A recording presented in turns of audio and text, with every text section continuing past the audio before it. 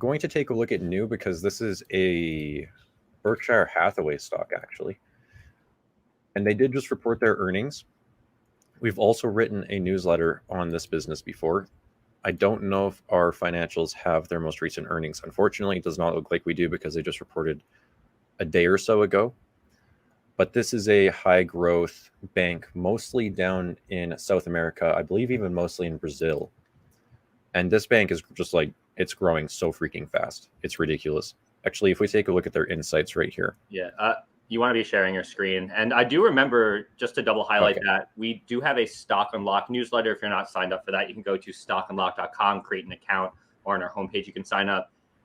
And yes, this is a short-term event, so I don't think it's worth really cheering about or thinking that, you're a genius. But to give credit where credit is due, I think that this stock has went up a lot since it was written about as a research candidate. Is that correct?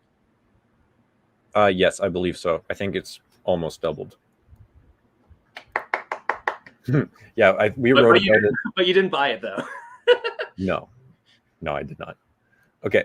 Growth score is 4.0. Revenue, as you can see, revenue has grown by 140% over the past year. Gross profits are increasing. Operating income is increasing. The net income did decline by about 11% over the past year, but the company is not really focused on getting its profits up. They're really just focused on marketing and getting this business growing, which, in my opinion, they are doing quite well. Actually, in the newsletter we wrote on this stock, I went and I looked at the net margin of mature banks. And then I applied that net margin to new holdings or new bank. And it was something like, if the business at the time when it was down here trading for $3 a share, it was something like, if the business had the same net margin on average of another bank, it was selling for a price to earnings ratio of like 20.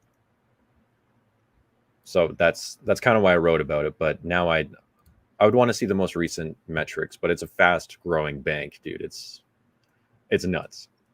100%. They're based down in Brazil. Yeah, and I believe in their most recent earnings report, they said every quarter they're gaining over 1 million new customers. So it's like a land grab down there, and they're just executing very well.